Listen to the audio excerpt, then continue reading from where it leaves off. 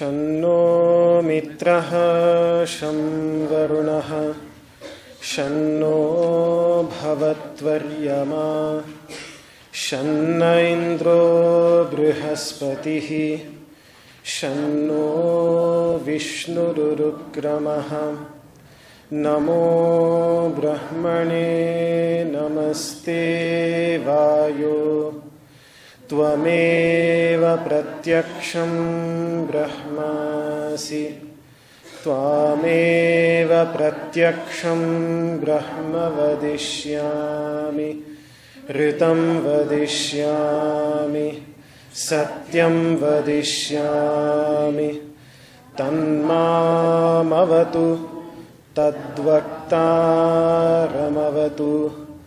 अवतु माम् अवतु वक्तारम् ॐ शान्तिः शान्तिः शान्तिः ॐ सहनाववतु सहनौ भुनक्तु सह वीर्यङ्करवावहै तेजस्विनावधीतमस्तु मा विद्विषावहै ॐ शान्तिः शान्तिः शान्तिः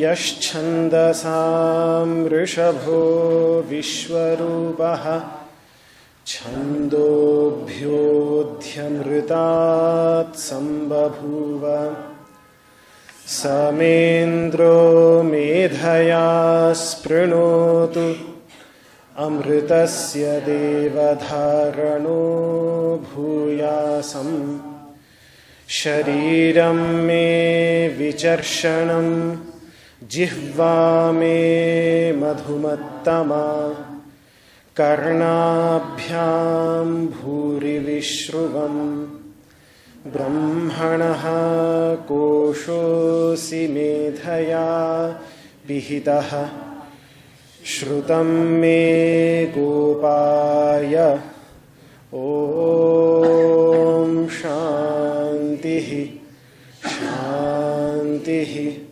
शान्तिः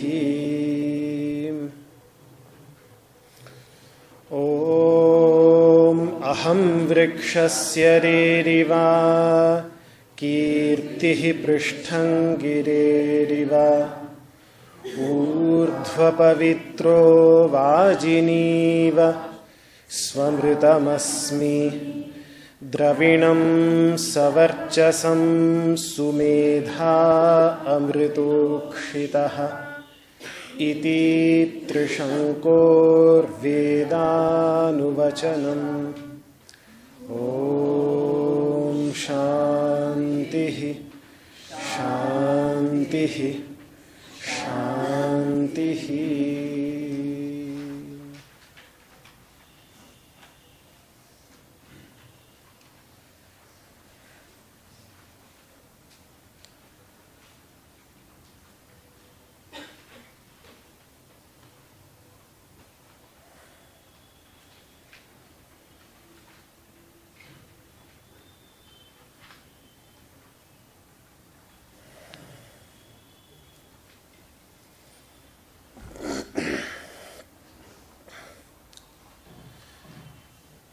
to believe that these mantras create vibrations of peace in the environment around us is faith. It's a belief. A lot of people believe that. But the fact that they give rise to peace within the heart when a person meditates on what is being taught, what is being sang, what is being described. When a person meditates on that, then the environment within, the environment of the heart becomes settled, becomes peaceful. That is not faith, that is experience.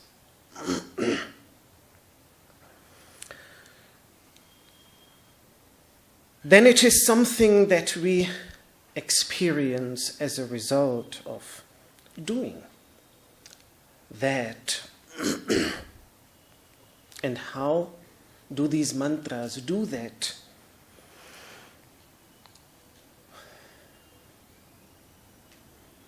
By making us aware,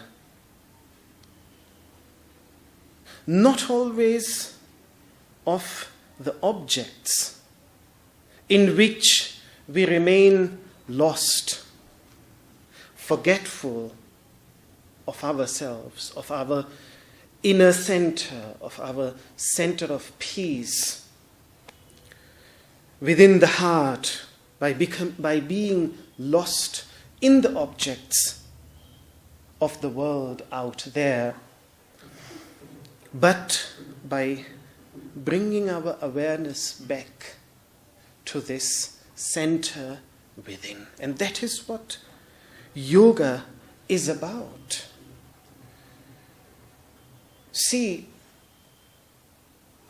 it's a very common experience that when we become used to a very particular posture, to sit in a very particular posture, then to change, even just to change the posture, we feel uncomfortable in that new posture because we are not used to it. In the same way, like our body feels, and this is the connection of our body with the mind, and when through the practice of asana we learn more and more things about our body, we have also to apply them to our mind, because our mind is nothing but the subtle body. It is what the Upanishads call the subtle body. This is the physical, gross body, and the mind is the subtle body which resides within the physical body. So there is a deep connection, a very deep connection between the physical body and the subtle body, which means the mind. In the same way, when just we reverse the thinking pattern a little bit, it is deeply unsettling. We might feel deeply uncomfortable in that, but it is just a matter of getting used to something radically different, to a paradigm shift, we can call it, a very new thinking pattern. Not a thinking pattern, not a paradigm in which we think about objects in the world out there, but we start contemplating, analyzing, meditating on experiences, thoughts, ideas, emotions, feelings, whatever comes and arises within ourselves, within this inner space of heart, not always being lost in what is happening in this external space, But equally vast, equally great is there a space within ourselves. This is again one of the beautiful teachings of the Upanishads, that they say, the masters of Chandogya Upanishad say that like there is an infinite space out there, there is equally an infinite space within the heart. Explore that. And what you find in there, that is what we speak of. That is what we talk about.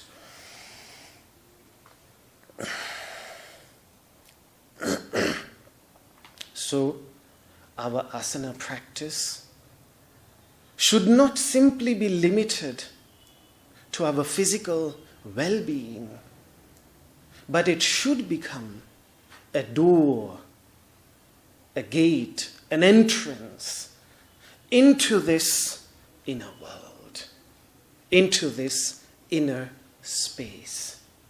That is when our asana practice really starts becoming meaningful. That is when we start becoming an advanced practitioner of yoga, an advanced practitioner of the asanas. For us, of course, doing this in every asana is still a very far-fetched dream, because when we are struggling still just to be in that asana for a longer period of time, when we are struggling even just with the proper posture, with the correct posture, then it's too much to ask that we would think about, we would be able to think about these deeper truths during our asana practice. Maybe after many years of practice, slowly and slowly it becomes possible. But at least even we, a very basic, preliminary, beginner practitioner of yoga, ends their session with shavasana. That is the last asana. And in that asana, that would be the practical way to explore this aspect of yoga. We can start by becoming aware at least of our breath and becoming attentive of what is happening in our body when we are in shavasana. Then the idea is not, okay, if we are extremely tired, then we fall asleep. But this is a matter of practice. With practice, we can train ourselves to avoid falling asleep in that most important moment of our practice, because that is when the door opens. We have worked so hard with our body. We have created that equilibrium between extreme inactivity and extreme activity. And in each and every asana we have tried to find that balance between action and non-action. Both. We have been able to find that balance. And now, if we lose this opportunity at the end of our session by falling asleep in that moment, which is very natural, and if it happens, it is beautiful. It's part of falling down like a child again and again and attempting to stand up again and again. But that attempt to stand up again should be there. And then that shavasana becomes a door to awareness of the inner realities. Where do the Upanishads come into the picture? They are just props. They are just supports. By reading the experiences of the masters, these experiences, they inspire us to strive for the same experience. That's all. So it's just a support. Ultimately, it has to be left behind. We cannot carry these teachings with ourselves into the deepest chambers of our heart. But they just give us an impetus. They give us an inspiration to pursue that path which leads to the depths of the heart. For some time, they are helpful. After a while, I often ask myself, and I've said this again and again, I often ask myself, how long am I going to rely on these mantras just to enter within myself? Yes, they are a wonderful tool. They help me tremendously, but how long? Isn't it that I have also to learn to enter within myself without their help? But again, this is a very advanced consideration. In the beginning, they are tools, and like we use all these tools in our asana practice, similarly, they are wonderful tools to enter within ourselves. And that is the idea, how to incorporate these deeper teachings, not about something out there, they are not about something out there. All they are is about something that is within each one of us. So this mantra which we pronounced in our previous session, which I said is all about union, all about yoga. The master, the seer, triśaṅkor, starts by finding an answer to the fundamental question which the masters have always asked. And we always, the moment we meet someone, we want to know who they are. Who are you? We want to know their name. We want to know from where they come. A very common question, in fact. You get it asked too many times in this country. Everyone wants to know, from where do you come? What is your name?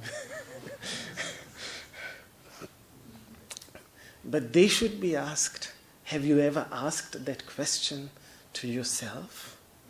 That is what this country is truly about. They assume as if they know themselves so well, so good, and all that they need to know is this new face which doesn't look like an Indian, must be coming for some strange reason to our country. Who is he? Who is she? They want to know there. But what about themselves? Their masters, their ancestors were interested in finding an answer to this question, that who am I? One of the fundamental questions that the Upanishadic masters ask, atha kohamiti, but then who am I? What is this? And the answer, if we think about it, if we meditate on this, if we contemplate on this, is never the same, is not so easy as we think. This master, in his first sentence of the mantra, tries to come up with an answer to this question, to this fundamental question, that I am not the body, but consciousness, the essence which animates the body. This is basically what he is saying, but let us see it in his words. Ahaṁ, which means I, vṛkṣasya, of the tree. Rerivā, I am the prime mover, the impeller, the essence which animates this tree. I am that. I am not the tree, but I am the essence which animates, which moves, which impels, which inspires the tree, this tree. And what is this tree?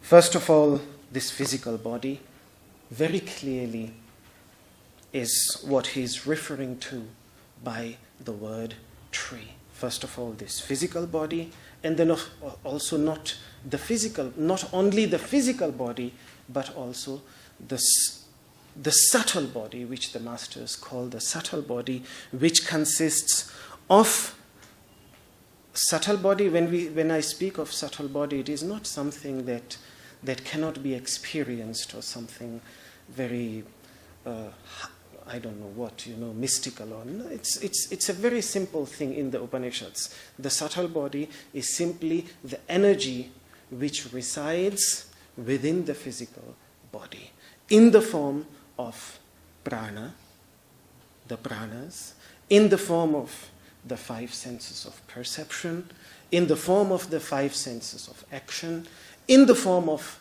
the four faculties of the mind, which means this continuous stream of thought. Then when it is engaged against a problem as a capacity to decide and understand something, when we call it the intellect. And then this sense of identity, sense of I, which we accumulate throughout our life, and then the reservoir of all past impressions which come up as memory. All this, they are altogether referred to very often as the 17 or the 19 inner faculties, inner tattvas, inner elements. They are collectively referred to as the subtle body. And the word vriksha, the word tree, in this case, refers to the subtle body and the physical body, both bodies. This idea of the tree, sometimes also when we for example, use the expression the tree of samsara, which means the tree of the world, it is this physical body and the subtle body, both together, both combined. This idea, this representation as the tree has been an extremely ancient representation which predates even the Upanishads and can be found in the most ancient collection of teachings, which are even more ancient. And the image has been developed even further by speaking about the two birds that live on this tree, and all these ideas. The idea has been developed further. But this idea of the tree of world, the tree of existence, the tree of samsara, has been an extremely ancient idea in which not only this physical body and this subtle body, but in fact this whole creation is looked upon as a universal tree. So a universal tree, a macrocosmic tree, as well as a microcosmic, physical and subtle tree within. That is the idea that we find in the teachings of the yogic masters, and that's why this symbol, this image of the tree occurs again and again in the yogic teachings. For example, isn't one of Guruji's title The Tree of Yoga, a very famous and wonderful book.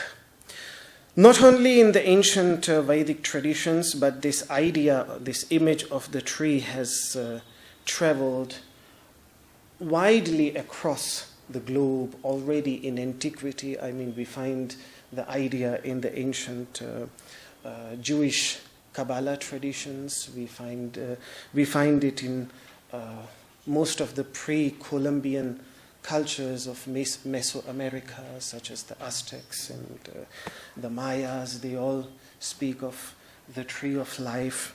These are all the interesting similarities. In fact, this afternoon I'm going to meet one very old friend of mine, and we would be meeting after many, many years, I think more than 10, 15 years. Paramadvaiti Swami. He was originally a disciple of A.C. Bhakti. He's a disciple of A.C. Bhaktivedanta Swami Prabhupada, and he's very active, particularly in South America. And he's planning this cultural exchange between South American elders and sadhus in India during the Kumbh Mela, and organizing joint prayers and all these things. So he's very busy doing that work here in Rishikesh, preparing for those programs. Sorry? I have to ask him, and I'm not... that's all just the information that he passed to me this morning. And but this is interesting, because whenever I explore these similarities, it is amazing, and I always wonder, when will we come closer to each other? When will we be able to cross these barriers? Particularly, I think it is only the barrier of language. Because of language, the exchange is not so much there. But when will we cross it? And in the same way, also in ancient European mythology, we have this tree, for example. I think it is referred to as the Yggdrasil in the Norse mythology. So this idea of the tree, and in the Vedic traditions, it is very much the upside down tree. And that is, in fact, if you look at the human body, the roots, and then the trunk, and then the branches. So it is clearly that Ūrdhva-mūlaha, of which the source, the roots are above, and the branches are below. And this idea, as I said, it comes in the Upanishads. It has been mentioned here in the Shanti mantras. It has been mentioned in the most ancient collection of teachings. The first 3 verses of the 15th chapter of the Bhagavad Gita speak of it. So it is a widely spread idea amongst the yogic texts. The image has been developed further to show the similarities between various parts of the physical body with the tree. So the unmanifest, which means the unmanifest state of the body, in which it is like the seed, we can call it the seed-like state.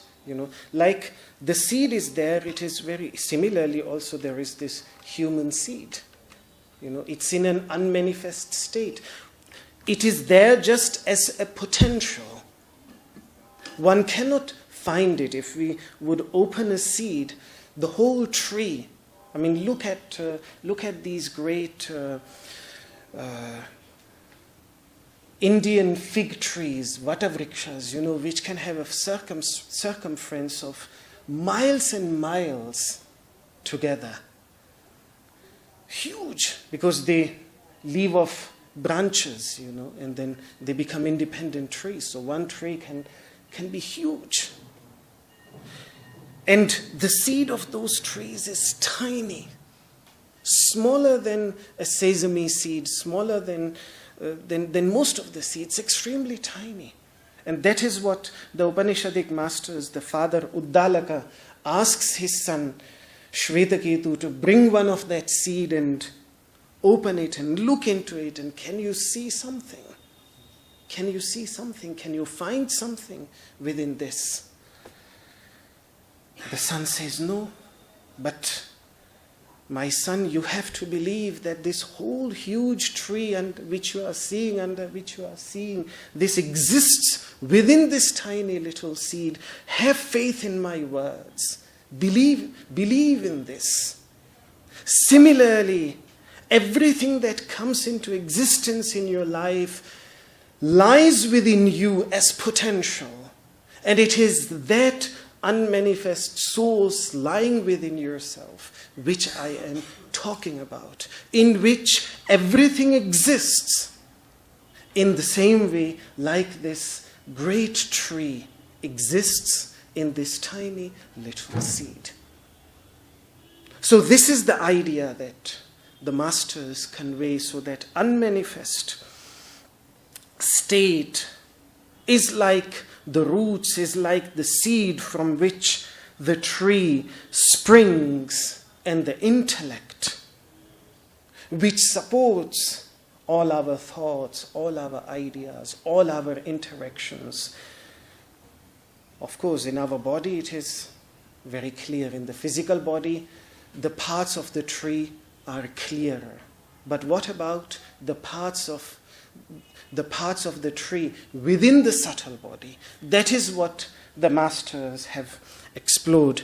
Krishna himself, like there is the Bhagavad Gita in the Mahabharata, which is a beautiful text on yoga, in the same way there are in fact many Gitas in the Mahabharata, and all are texts on yoga, and beautiful teachings. There is another dialogue which is referred to as Anugita, the Gita which came afterwards. And this was again a dialogue between Arjuna and Krishna after the war was over, after everything was over, and the friends are peacefully sitting together, and Arjuna asks that when you taught me the Bhagavad Gita, I was in tremendous grief, I was in tremendous inner pain, I was preparing for something big, I could not concentrate completely, I have forgotten a lot of it. So please teach the same teaching again with me. To which then Krishna says that neither you are the same Arjuna, nor I am the same Krishna, nor are the circumstances the same. That's why the teaching can never be the same. But still, let me try. So essentially what comes out is a little bit more detailed explanation of the Bhagavad Gita in the words of the original speaker himself. That is known as Anugita.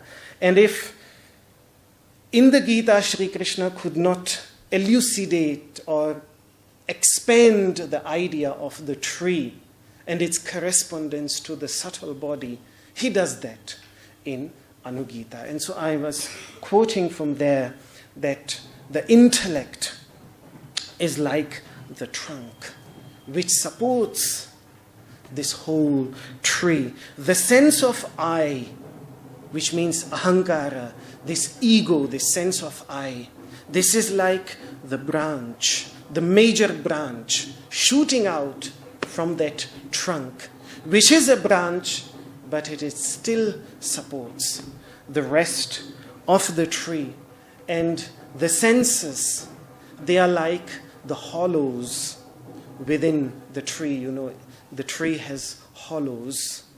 So in the same way, these senses through which we experience the world out there, they are like the hollows, and the sense objects which we experience through our senses are like the leaves of this tree. And the virtuous or non-virtuous deeds which we perform in our life, either good deeds or harmful deeds. The deeds that we perform, they are like the flowers, the aromatic, yes? Can I ask you something? I said it also in March, I think, and I still don't forget it. Recently, the last couple of years, they found out that all the trees under the ground Deeply interconnected, yes.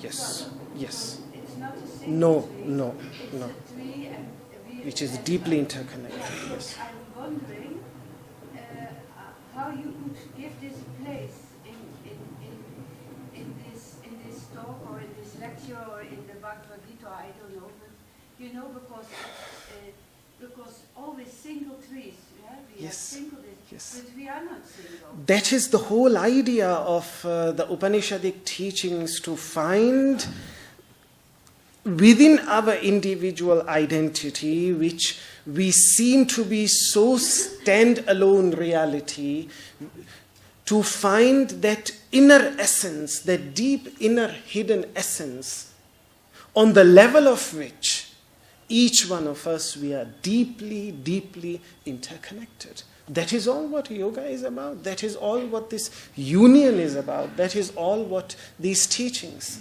are about. At the same time, to recognize our individuality, our individual potential, our individual existence, and at the same time also looking at the hidden side of the truth, which has to be explored.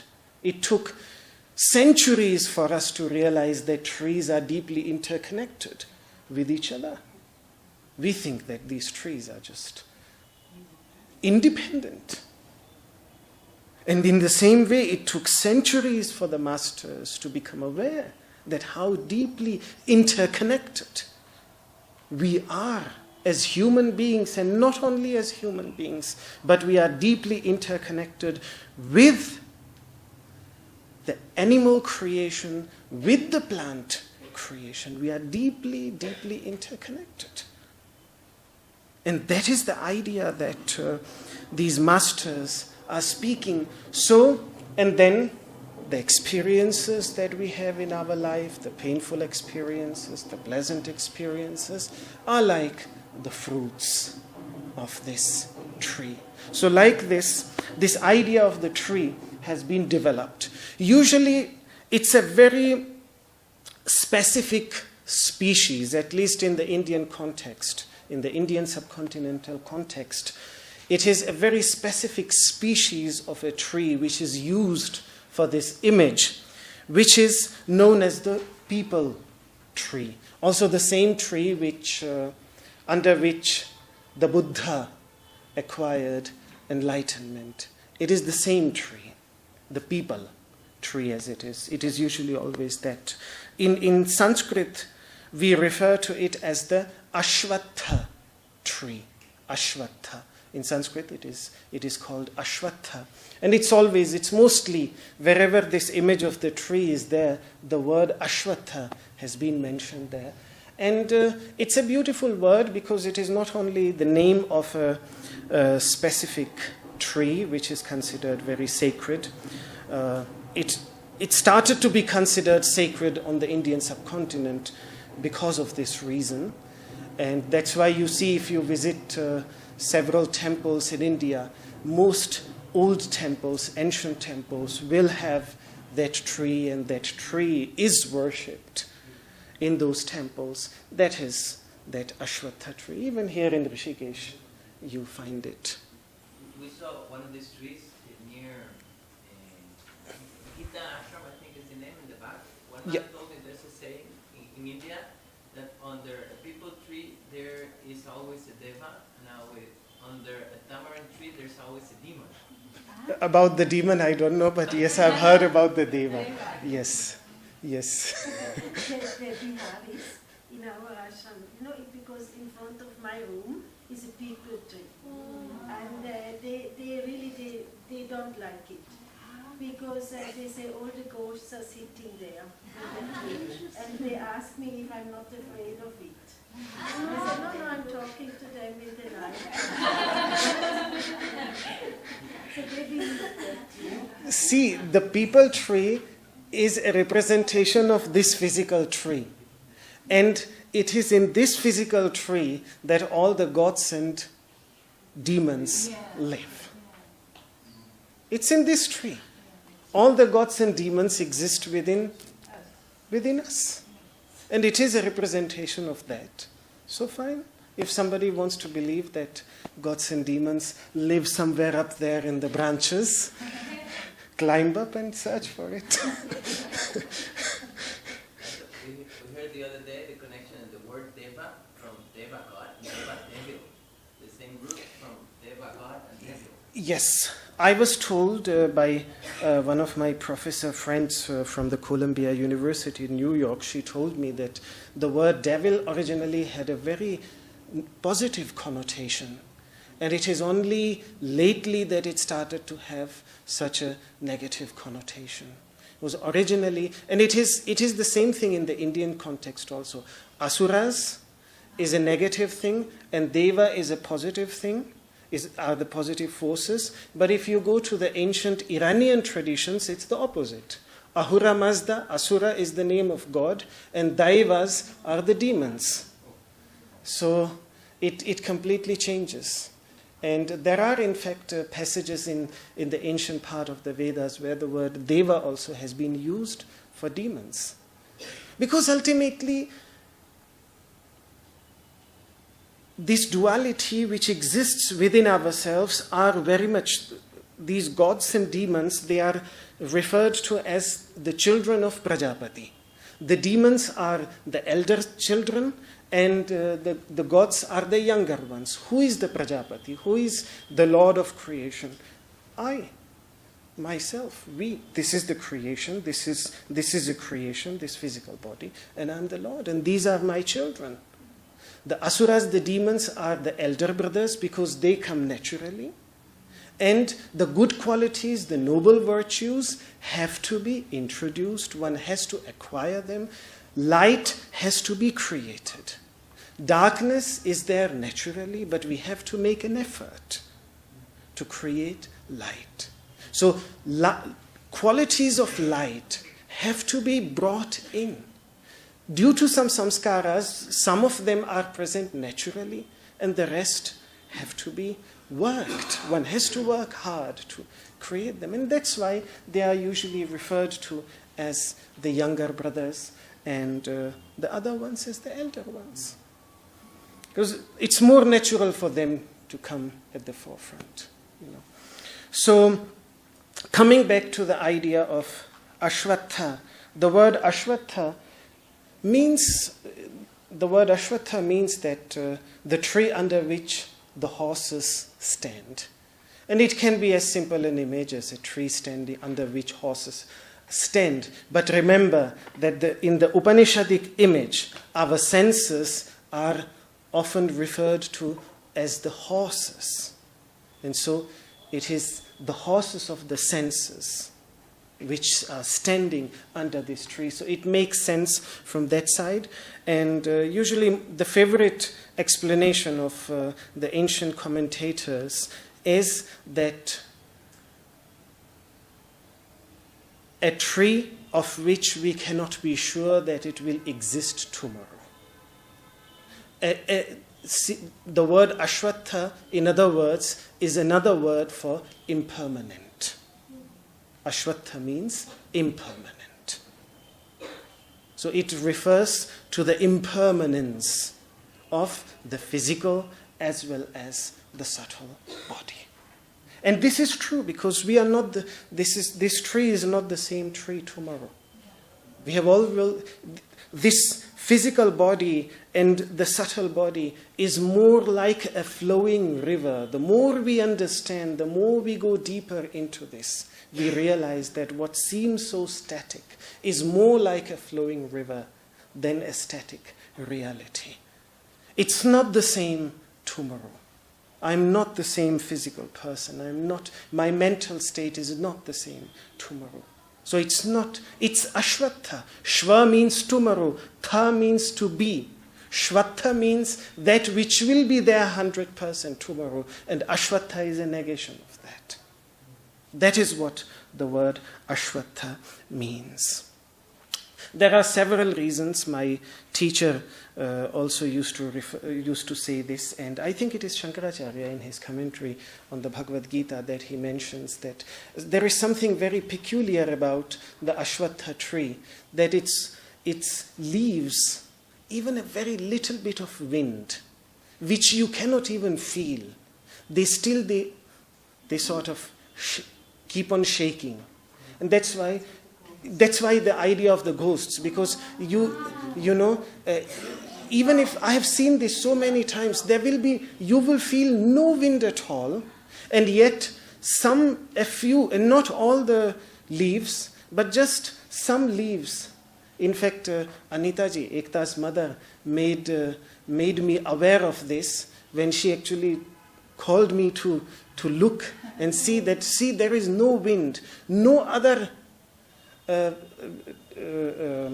leaf is moving, but one leaf or two leaves, just they were dangling like this and they were moving. It was just even a very little bit of wind, which you cannot feel, brings movement there. And this is what the masters also noticed, and they said that in the same way, due to our desires, and due to our actions which are inspired by those desires, this tree is in a state of constant flux, constant movement. It doesn't stop. So in the same way, in this way, there are various... there is also a ritualistic explanation in ancient India when the sacred fire rituals were performed. Today we have matches. It is so easy to create fire. Back then you had to rub two pieces of wood. So you had to rub for minutes, for half an hour, 45 minutes, till you could create those sparks. So two specific woods were used. Ashwatha, which was seen as the father wood, and Shami is another Indian tree, which was seen as the mother wood. So the mother would be the lower part of the lower stick, and the upper stick was made from the Ashwatha tree. And these two together, the rubbing of these two together, created the first child of light, which is the fire, which was then worshipped in the fire altar. So Ashwatha was also seen as the father, as the father of the Lord of light in this world. And this is again an image which the Upanishads explore, because ultimately the practice of meditation, the practice of yoga is nothing but that process of creating light within. So that's why the Upanishads often speak of, by practicing meditation, which is like churning the fire sticks. That is the image that the Upanishadic masters use. So that is also one of the reasons why the Ashwatha tree was considered extremely sacred, because it was the father of fire, the father of light on this level of existence. You require it so that you have light on this level of existence.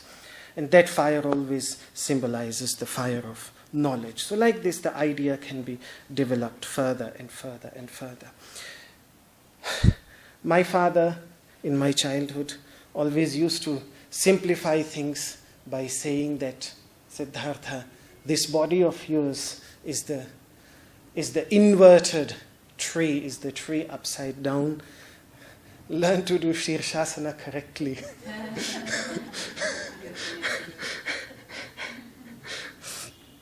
It is the best way to bring it back into its original position.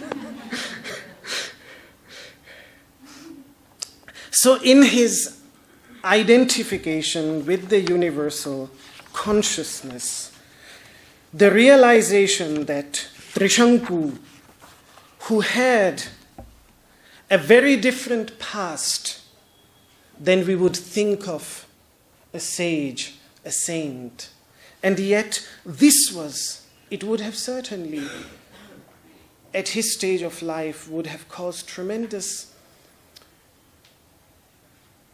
turbulence, tremendous guilt and suffering in him, which is why he tried to find peace within himself. And it is in this experience that when he realizes that I am not the tree, but I'm the one which animates the tree, which impels the tree, which moves the tree. I am that consciousness. The moment he has shifted his identification, then his notoriety, his bad fame stops becoming a problem for him, as he now does not identify with his body and with his mind, which is simply a tree for him anymore. Now he identifies with that consciousness, of which the fame is great, because all great mystics, all great masters, all the idea of this inner consciousness exists at the foundation of all great traditions. And it is this, when he says that my fame is great like the peak of a mountain in the next sentence. He's not speaking about the tree. He's not speaking about his physical body. He's not speaking about his limited identity. He's not speaking about the subtle body. But he's speaking about that which he identifies, which moves, which brings this body and the mind into existence. He's identifying with that consciousness. So this was his way of finding peace within his life. When we find peace within ourselves, we naturally start radiating an environment of peace around us. That is the idea. Then we become the peacemakers that Jesus Christ speaks of in his Sermon on the Mount. Blessed are the peacemakers. It's a beautiful, beautiful sermon, the Sermon on the Mount. So, we'll come back to this discussion again next Saturday. We'll try to understand what triśaṅkor means when he says that my fame is high like a mountain peak. For the time being, if even just this little a part of his experience can inspire us to do something, to find, first of all, peace within ourselves, and by finding peace within ourselves, that is not a selfish thought, that is not a selfish idea, because by finding peace in our heart, we are contributing to the peace of this world. It is as simple as that. So still, if there are any questions, if you would like me to clarify anything further, please feel free. Still have a few moments.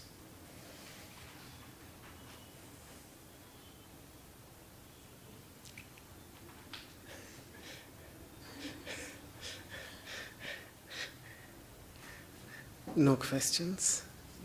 Yes. What did the tree look like? The father of the tree? Sorry? What's the name? Ashwatha. Yeah, it looks like? It's the famous tree under which the Buddha acquired enlightenment. It is the same tree. Bodhi tree, yes. Yes, in Buddhism you refer to it as the Bodhi tree.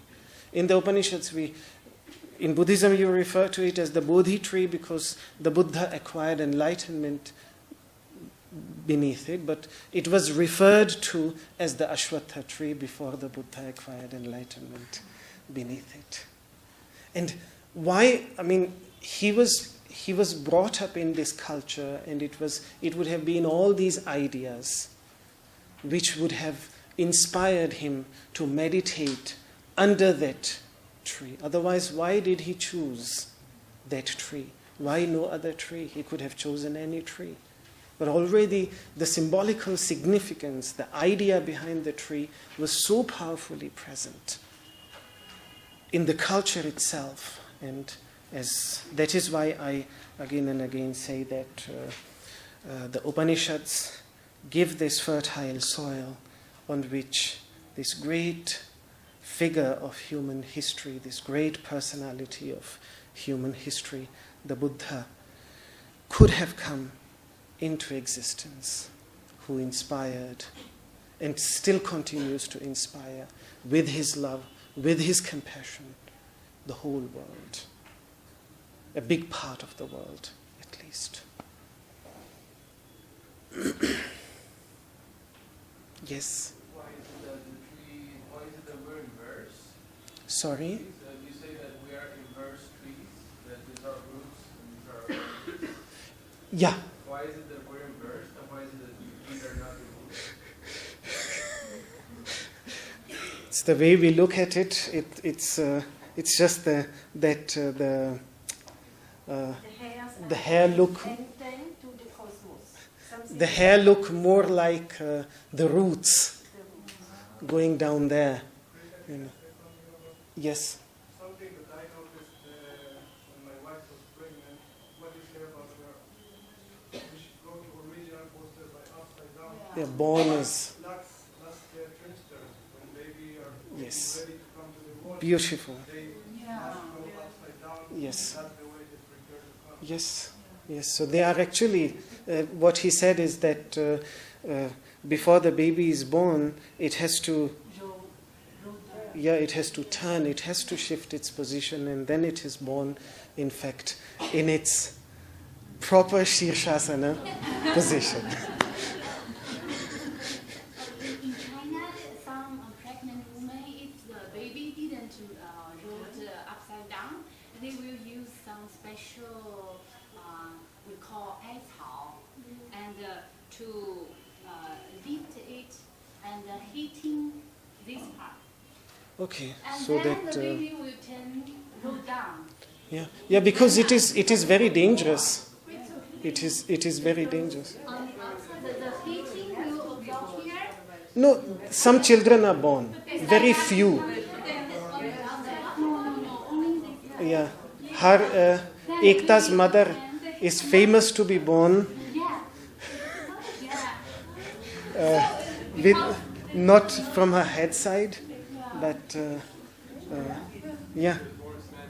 Because she is we said this is like if somebody have a back pain, so if she touched by feet, so it's gone. So that's why she's famous in that area where we used to live in Kalake. It's like in India they have this belief that this is a rare thing, who is born upside down. So there is a belief that if you have a backache or such sort of thing, if they kick you in the back, then that backache goes away.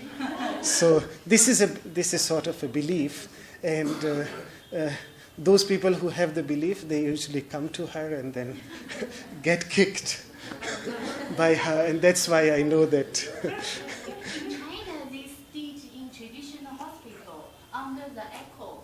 They stimulate here, and under the echo, you can see the baby slowly turn. Slowly turn. So it's scientific. It's proof. Yeah, it must be feeling the heat and then. No, it's a challenge. Then why they don't do this in other hospitals? Because it's the Ignorance. traditional medical of China. Traditional it's not medicine. Western, so they perform in traditional hospital. But lots of people, the Western, they don't believe. So Yeah. now, in modern time, they on the echo. Echo to them show. to show. To Yes. show. Yes. Before in the ancient time, they don't show. They just do. They just and do. people believe. But now, so many people switch to Western medical. And so then now they so the give proof. awareness So on comes. the echo, you can see.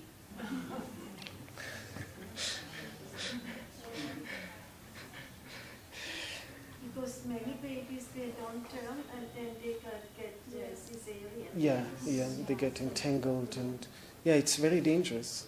One thing is very sure, that it's very dangerous. Yes. The native strength is then too short. First comes the feet.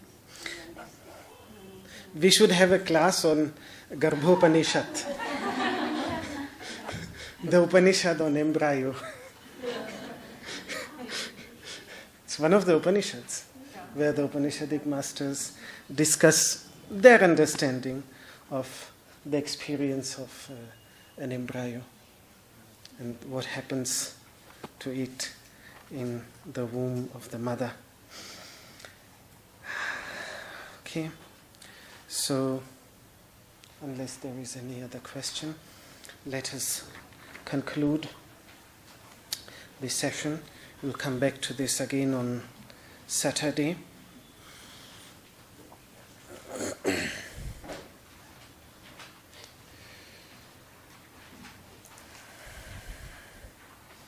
Let us conclude with a prayer for universal well-being.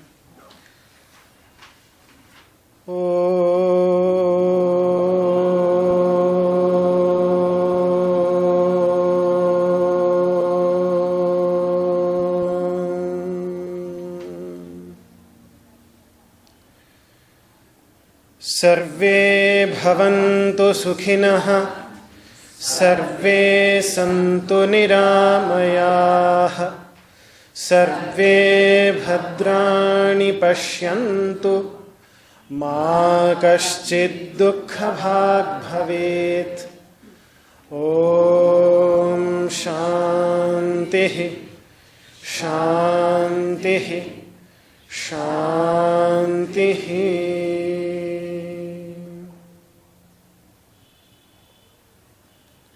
Thank you very much. Thank you.